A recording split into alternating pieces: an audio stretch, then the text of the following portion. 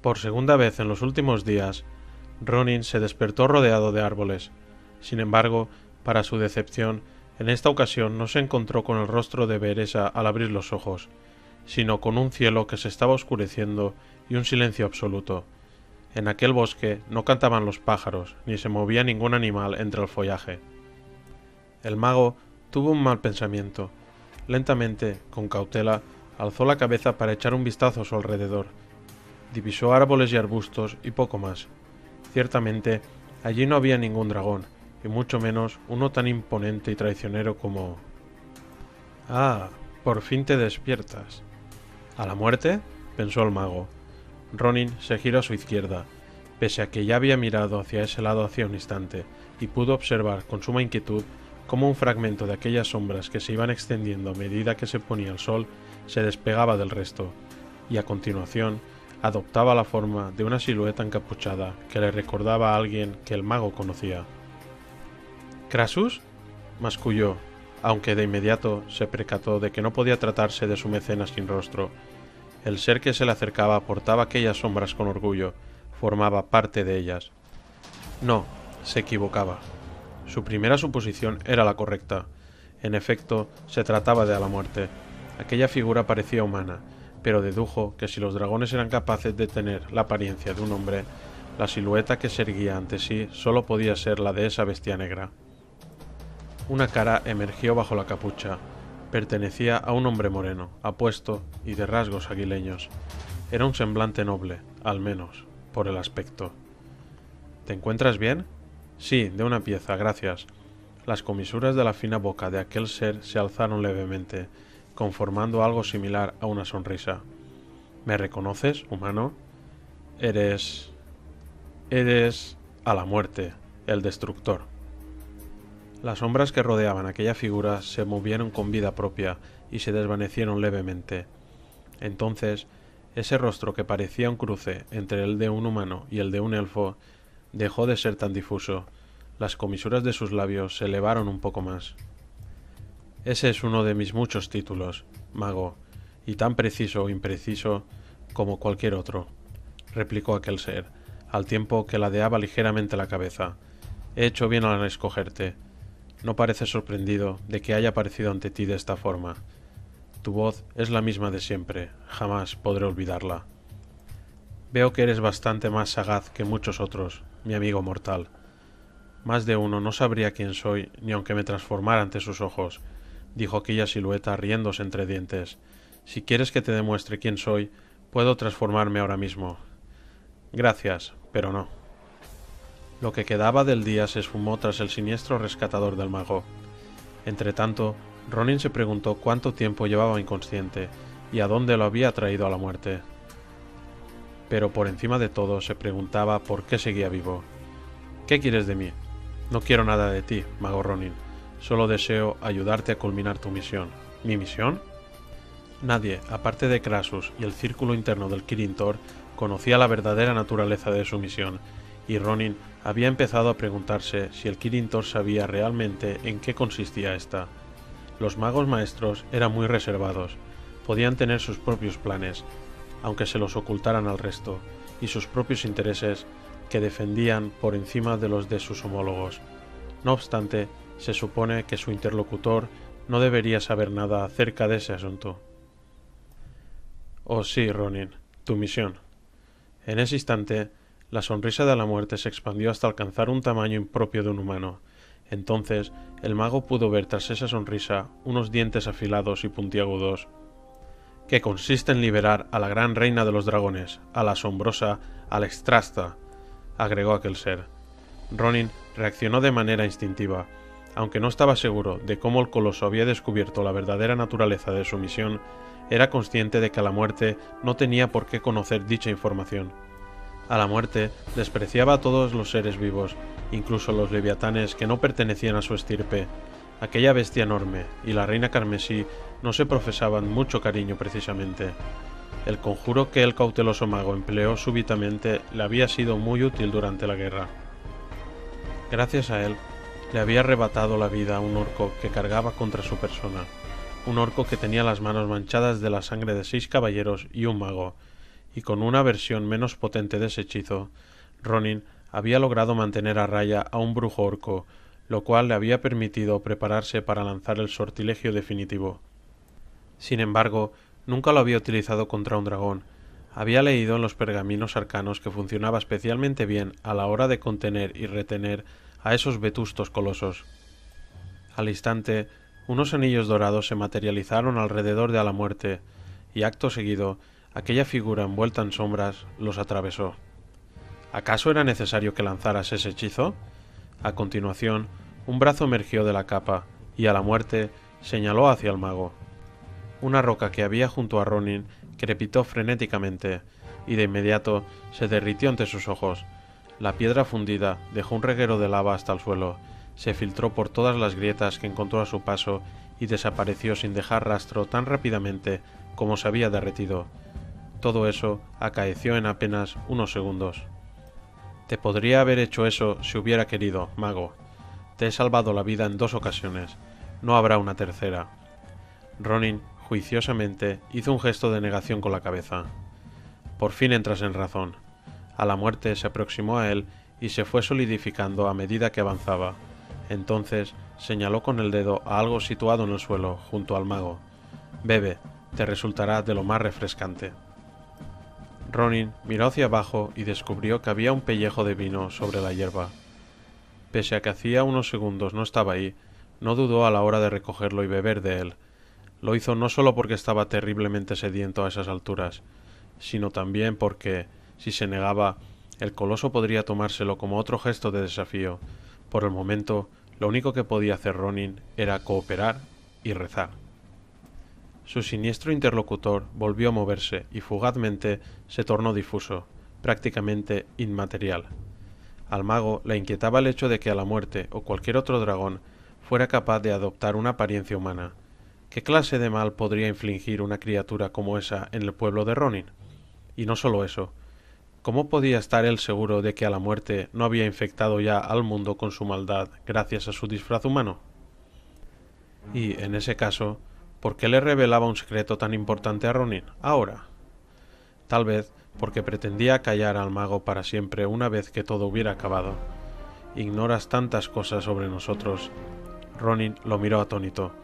¿Acaso uno de los poderes con que contaba la muerte era el de leer el pensamiento? El dragón se acomodó a la izquierda del humano, cerca de él. Daba la impresión de que se había sentado en una silla o roca enorme que Ronin no podía ver debido a la túnica larga y suelta de la muerte. Bajo el vértice del triángulo del color de la noche en que confluía su pelo sobre la frente, unos ojos negros que nunca parpadeaban se encontraron con los de Ronin, quien apartó la mirada. A la muerte repitió lo que había dicho antes. Ignoras tantas cosas sobre nosotros. No, lo que ocurre es que no hay mucha información disponible sobre dragones porque los investigadores siempre acaban devorados. Aunque al propio mago su comentario irónico no le pareció gracioso precisamente, a la muerte lo encontró muy divertido. Se rió a mandíbula batiente, de una forma que en cualquier otro ser habría sido tildada como propia de un demente. Había olvidado lo divertida que puede llegar a ser tu raza, amigo mío. ¡Qué graciosos sois!, exclamó, al tiempo que esa sonrisa demasiado amplia y provista de demasiados dientes para tratarse de un humano regresaba con todo su siniestro esplendor a su semblante. Quizá estés en lo cierto.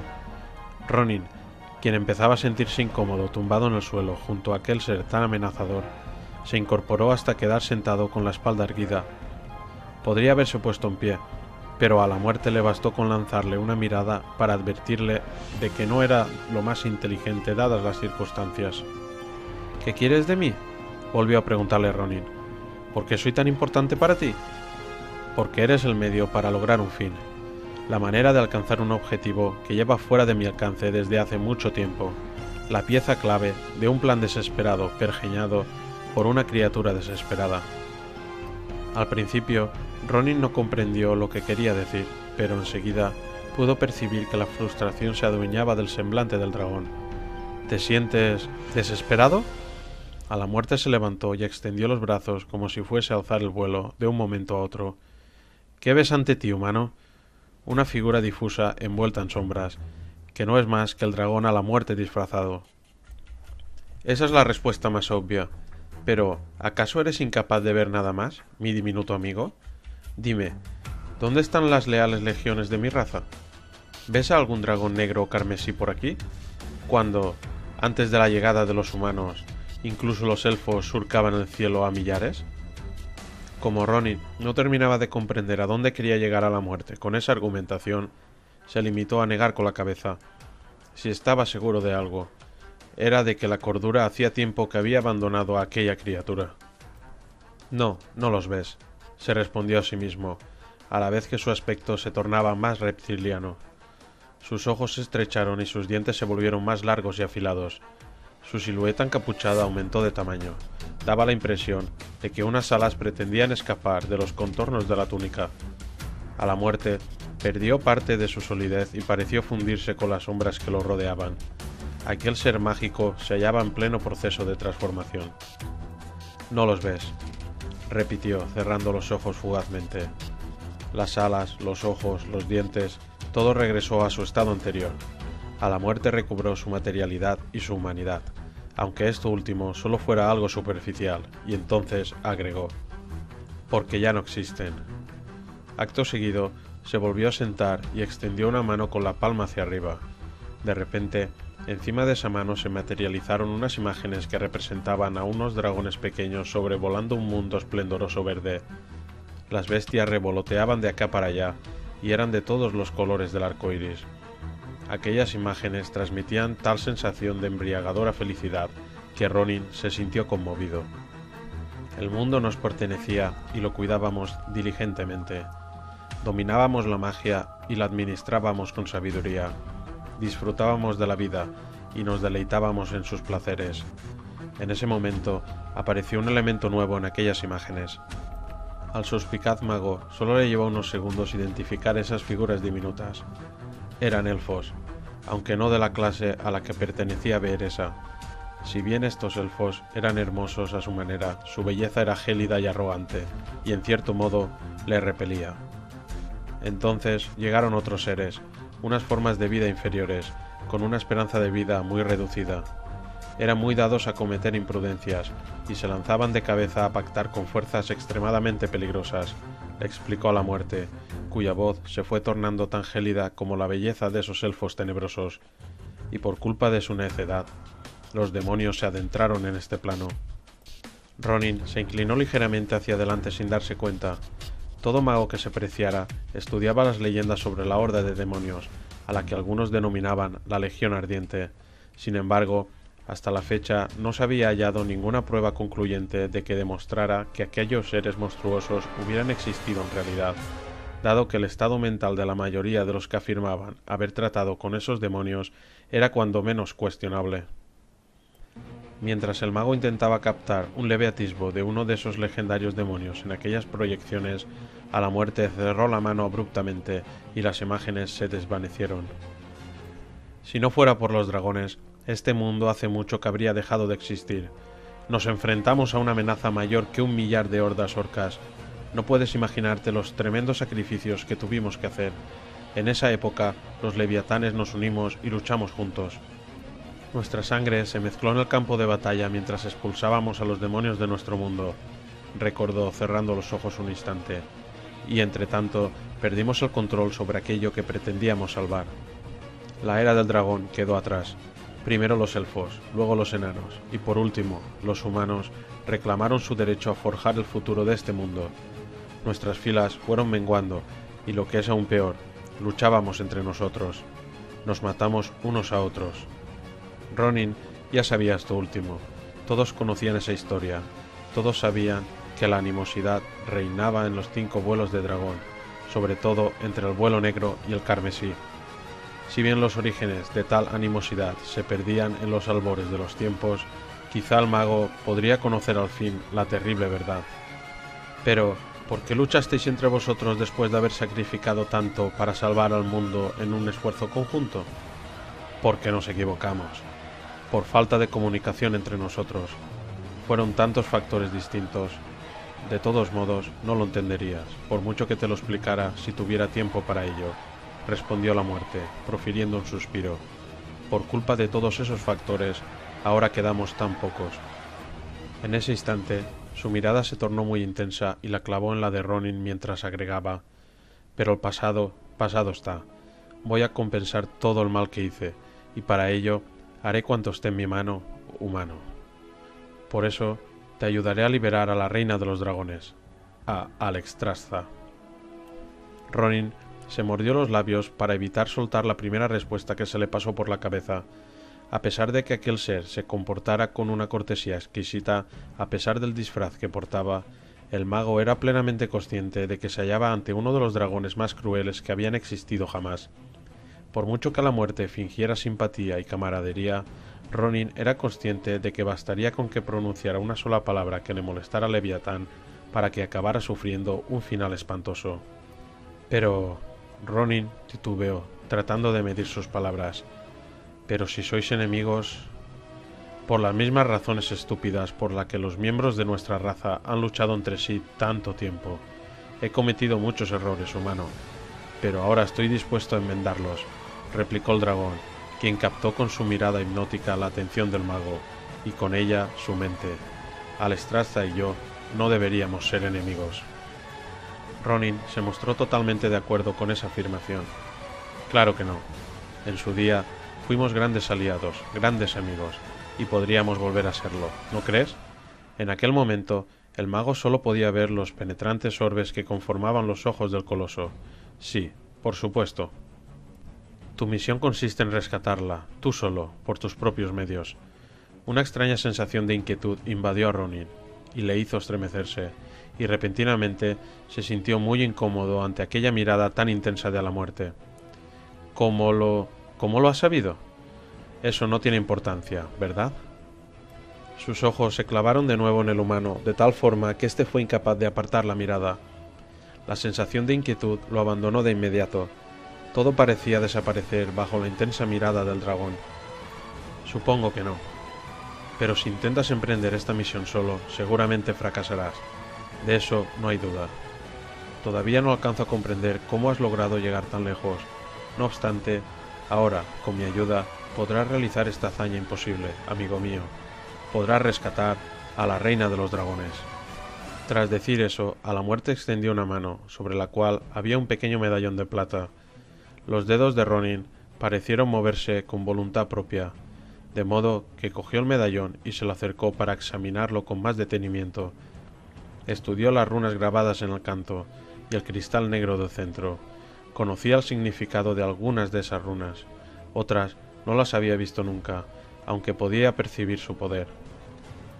Vas a rescatar a Alexstrasza, mi pequeño títere, afirmó, al tiempo que aquella sonrisa excesivamente amplia alcanzaba su máxima extensión. Gracias a este objeto, podré guiarte durante el resto de tu misión.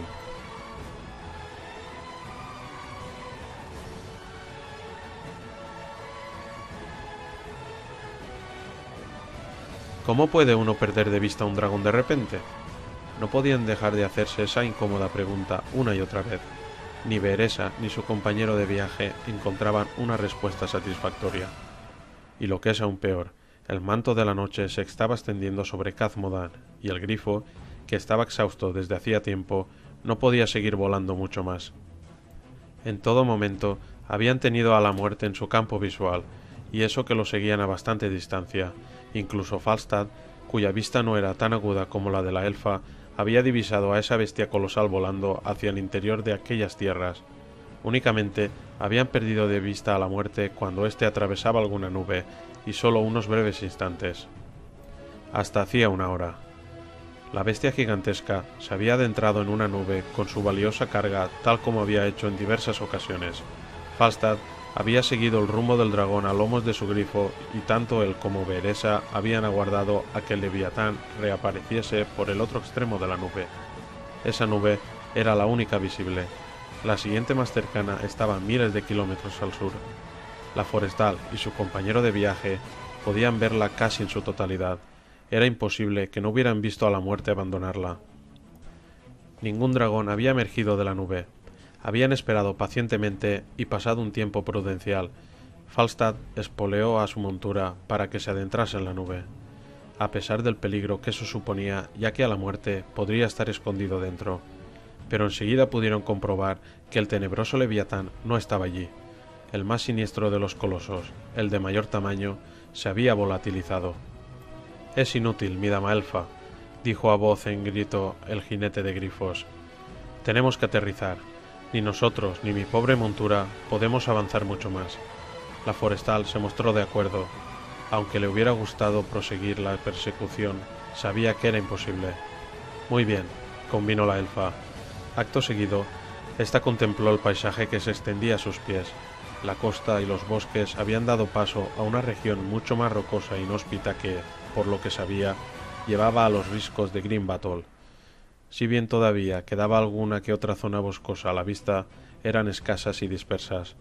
Tendrían que esconderse en las colinas para evitar ser detectados por los orcos que surcaban el cielo a lomos de dragones. «¿Qué te parece esa zona de ahí?» Falstad miró en la dirección que señalaba la forestal. «¿Te refieres a esas colinas escabrosas que se parecen a mi abuela con barba? Bien pensado. Aterrizaremos en ellas». El fatigado grifo obedeció sumamente agradecido la orden de descender que le impartió su jinete. Falstad lo guió hacia el lugar donde se divisaba un mayor número de colinas, y más concretamente hacia un valle diminuto entre lomas. Beresa se aferró con fuerza al enano mientras el animal aterrizaba, y entretanto recorrió la zona circundante con la mirada en busca de alguna posible amenaza. Como se encontraban en el interior de Khazmodan, seguramente los orcos habrían desplegado puestos avanzados en los alrededores. «¡Por el pico Nidal!», exclamó el enano mientras desmontaban. «Por mucho que disfrute de la libertad de surcar los cielos, llevo demasiado tiempo sentado». A continuación, acarició la crin de león que lucía el grifo y añadió: «Por ser un buen animal, te has ganado una buena ración de comida y agua». «He visto un arroyo cerca», comentó Beresa. «Quizá pueda pescar algo ahí». «Entonces lo encontrará si así lo desea», replicó Falstad, a la vez que le quitaba los estribos y demás a su montura. «Y lo encontrará él solo». Dio una palmadita al grifo en la grupa, y acto seguido, éste ascendió hacia el cielo. Parecía haber recobrado parte de sus fuerzas, ahora que ya no tenía que soportar el peso de sus pasajeros. «¿Crees que dejarlo campar a sus anchas es lo más indicado, dadas las circunstancias? Mi querida dama elfa, un poco de pescado no es suficiente sustento para una bestia como esta. Es mejor dejar que salga a cazar algo adecuado para él. Volverá cuando se haya saciado, y si alguien lo divisa... Bueno, en Khazmodan todavía queda algún grifo salvaje», replicó Falstad, quien, tras comprobar que la elfa no parecía muy convencida, añadió: «Regresará enseguida. Además, podemos aprovechar ahora que estamos solos para dar buena cuenta de nuestras vituallas». Disponían de unas pocas provisiones, que el enano se apresuró a repartir. Como había un arroyo en las proximidades, apuraron el agua que quedaba en sus cantimploras. Decidieron no encender un fuego, dado que se encontraban en pleno territorio orco. Por fortuna, disfrutaron de una noche no demasiado gélida. El grifo regresó pronto con el estómago lleno. El animal se acomodó junto a Falstad, quien acarició suavemente la cabeza de aquella criatura mientras terminaba de comer. «Aunque no he visto ninguno desde arriba», dijo al fin, «no podemos descartar la posibilidad de que haya orcos cerca. ¿Crees que deberíamos hacer guardia por turnos? Sería lo mejor. ¿Quién hace el primero, tú o yo?» Beresa decidió cubrir el primer turno. La tensión no la dejaba dormir. Falstad no puso ninguna objeción, y a pesar de que se encontraban en una situación muy peligrosa, cogió la postura enseguida y al cabo de unos segundos dormía a pierna suelta. La elfa admiraba la capacidad del enano para abstraerse de todo. En ese aspecto, le habría gustado ser como él. Aquella noche le pareció demasiado silenciosa comparada con las noches que había pasado en diversos bosques en su infancia, pero la forestal sabía que el silencio se debía a que los orcos llevaban años asolando esas tierras rocosas. Si bien era cierto que todavía había vida salvaje en aquel lugar, como evidenciaba el estómago lleno del grifo, las criaturas de Khazmodan eran mucho más cautelosas que las que moraban en Quel'Thalas, puesto que tanto los orcos como los dragones tenían predilección por la carne fresca. Apenas había estrellas en el cielo, de tal modo que Beresa habría estado prácticamente ciega en medio de esa oscuridad casi absoluta si no fuera por la excepcional visión nocturna propia de su raza. Se preguntaba cómo se las apañaría Ronin rodeado de tanta oscuridad, si es que seguía vivo. ¿Acaso él también vagaba por los páramos que separaban Khad Modan de Green Battle? ¿O a la muerte se lo había llevado aún más lejos, a un reino cuya existencia ella ignoraba? Se negaba a creer que el mago se hubiera liado con aquel ser tenebroso, pero, si no, ¿para qué lo quería la muerte? Por otro lado, tampoco podría descartar la posibilidad de que Ronin no fuera la valiosa carga que el leviatán cubierto de placas metálicas portaba, y hubiera obligado a Falstad a perseguir a aquel dragón en vano. Tenía tantas preguntas y tan pocas respuestas. Presa de la frustración, la forestal se alejó del enano y su montura, y se atrevió a escuadriñar los árboles y las colinas cubiertos por un manto de oscuridad. A pesar de su visión nocturna excepcional, apenas alcanzaba a distinguir poco más que unas siluetas negras que le transmitían una sensación de opresión y peligrosidad aún mayor, aunque no hubiera un orco en varios kilómetros a la redonda. Con su espada envainada, Beeresa se aventuró un poco más lejos. Se aproximó a un par de árboles nudosos que seguían vivos a duras penas. La elfa los acarició y pudo percibir su fatiga y desaliento. Estaban dispuestos a morir. También adivinó su antigüedad y estos le contaron su historia. Eran anteriores a que el terror de la Horda asolara aquellos páramos. En su día, Khad Modan había sido una tierra próspera y fecunda, donde, como Beeresa ya sabía, los enanos de las colinas y otros seres habían fundado su hogar. Sin embargo, los enanos habían acabado huyendo ante el implacable y sangriento avance de los orcos. No obstante, habían jurado que algún día regresarían a aquel lugar. Los árboles no habían podido huir, claro está. Para los enanos de las colinas, el día de su regreso triunfal estaba muy próximo, o eso intuía la elfa, pero, para entonces, era muy probable que fuera demasiado tarde para los árboles y otros seres vivos. Khad Modan iba a necesitar muchísimas décadas para recuperarse, y tal vez nunca lograse regenerarse por completo. «Tened valor», le susurró a la pareja de árboles. «La primavera volverá algún día, os lo prometo». En el idioma de los árboles, de todas las plantas, la primavera no era solo una estación, sino una palabra que encarnaba la esperanza de que la vida se renovaría y volvería a brotar con fuerza. Cuando la elfa retrocedió, pudo comprobar que aquellos árboles parecían haberse enderezado un poco, con lo cual se veían más altos. El efecto que sus palabras habían causado en ella la hizo sonreír. Las plantas de gran tamaño se comunicaban entre sí por métodos que superaban el conocimiento y la sabiduría de los elfos. Quizá los ánimos que había insuflado a esas dos se acabarían transmitiendo a muchas más. Tal vez, después de todo, algunas lograrían sobrevivir. Eso esperaba al menos. Los sentimientos que había experimentado y la información que había extraído a través de la conexión mental que había compartido con aquellos árboles aligeraron la pesada carga que soportaba en su conciencia y en su corazón, y las colinas rocosas ya no le parecieron tan siniestras. La elfa se movía ahora con más presteza, segura de que todo acabaría bien y de que Ronin saldría sano y salvo de aquella situación tan complicada. El turno de vigilancia transcurrió más rápido de lo que había imaginado. Beeresa se planteó incluso dejar que Falstad siguiera durmiendo. Sus ronquidos indicaban que estaba profundamente dormido, pero era consciente de que sería una rémora si más tarde la falta de descanso la hacía flaquear en la batalla. La elfa se acercó con reticencia a su compañero de viaje, y se detuvo en cuanto escuchó el ruido casi inaudible de una rama seca al partirse, que la advertía de que algo o alguien se acercaba. Como no se atrevió a despertar a Falstad por temor a arruinar el factor sorpresa, pasó junto al durmiente jinete de grifos y su montura, fingiendo que estaba concentrada en el oscuro paisaje que tenía delante. Entonces oyó más ruidos que provenían del mismo lugar. Alguien se movía con sigilo. ¿Se trataba de solo un intruso? Tal vez sí, tal vez no. Quizá alguien estaba haciendo esos ruidos para atraer su atención y evitar así que ella descubriera a otros enemigos que acechaban en la oscuridad. Una vez más, escuchó un ruido casi imperceptible, seguido de un graznido tremendo. Al instante, una silueta enorme saltó cerca de donde se encontraba la elfa. En cuanto Beeresa empuñó su arma, se dio cuenta de que era el grifo de Falstad, el que había reaccionado así, y no una criatura monstruosa oculta en el bosque. Al igual que ella, el animal había oído esos ruidos leves, pero, a diferencia de la forestal, no se detuvo a sopesar las opciones, sino que reaccionó como le dictaba el agudo instinto de su raza. —¿Qué ocurre? —rezongó Falstad, quien se puso de pie de un salto sin esfuerzo. Tenía su martillo de tormenta en la mano y estaba dispuesto a entrar en combate. —Hay algo entre esos viejos árboles, algo en cuya busca ha partido tu montura. Bueno, espero que no se lo coma antes de que hayamos tenido la oportunidad de ver qué es. En la oscuridad, Beresa solo pudo distinguir la silueta envuelta en sombras del grifo, pero no la del intruso. Entonces, la forestal escuchó otro grito que superó en intensidad al de la bestia, aunque no sonó desafiante. —¡No! ¡No! ¡Aparta! ¡Aparta! ¡Aléjate de mí! ¡No soy ningún manjar!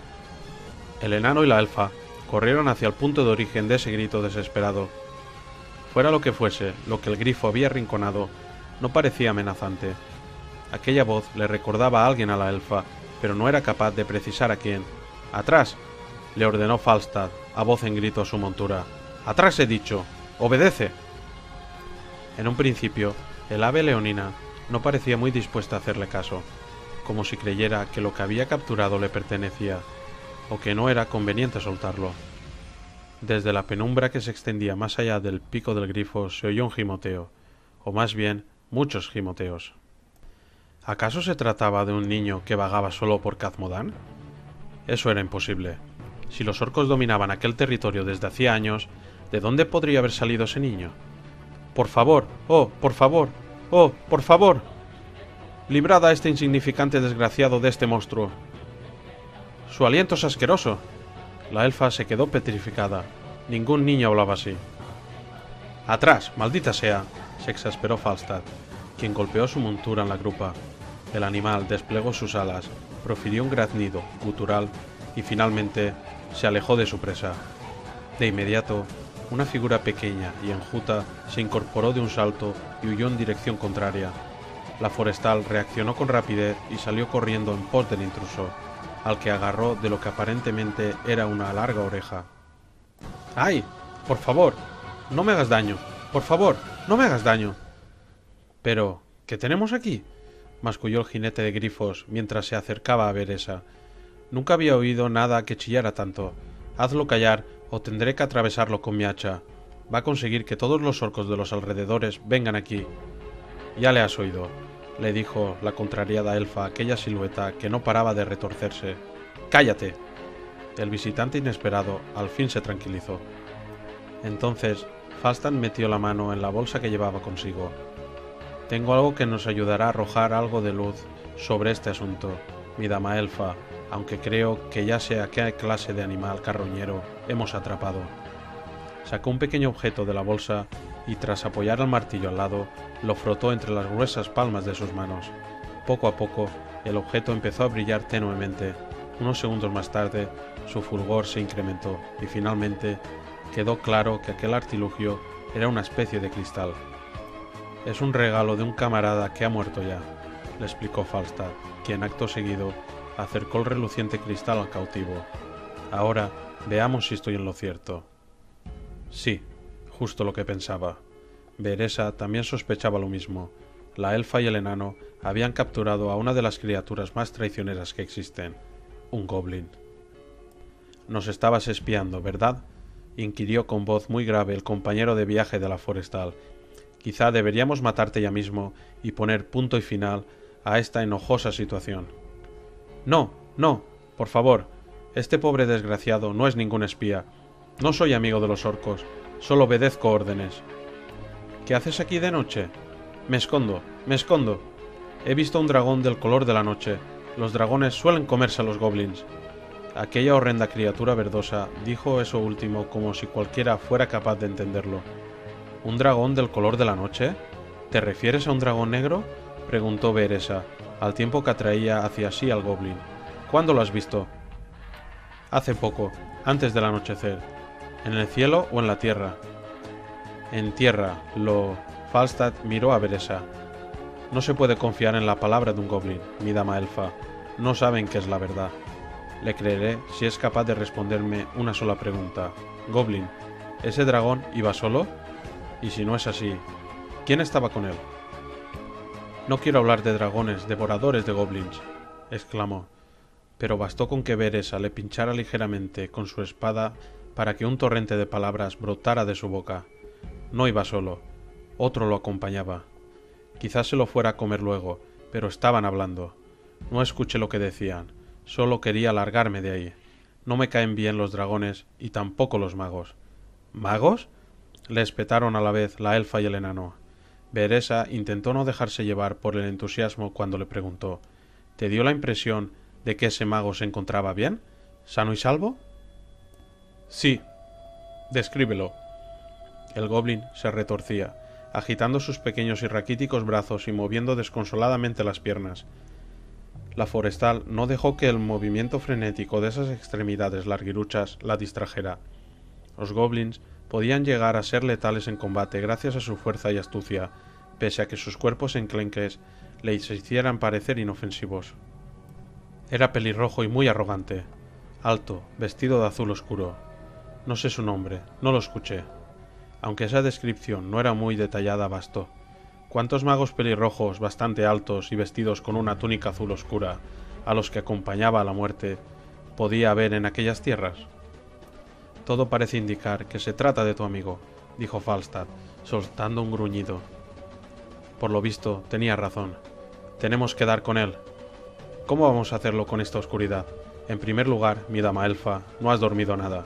En segundo lugar, a pesar de que la oscuridad nos brinde un manto protector, también hace que sea prácticamente imposible ver algo, aunque se trate de un dragón. ¡Pardieu!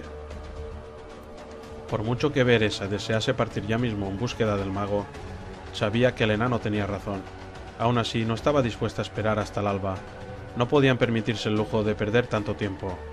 Solo necesito un par de horas, Falstad. Después podremos proseguir nuestro camino.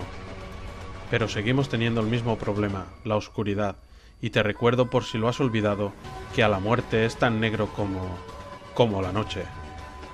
No tenemos por qué buscar a ese dragón directamente, replicó la elfa con una sonrisa.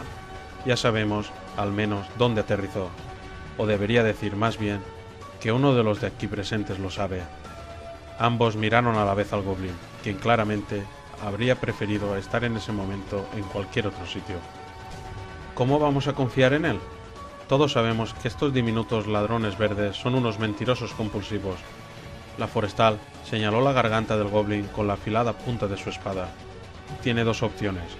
O bien nos muestra el lugar donde a la muerte y Ronin aterrizaron, o bien lo haré picadillo y utilizaré su carne como debo para atraer al dragón. Falstad se rió entre dientes.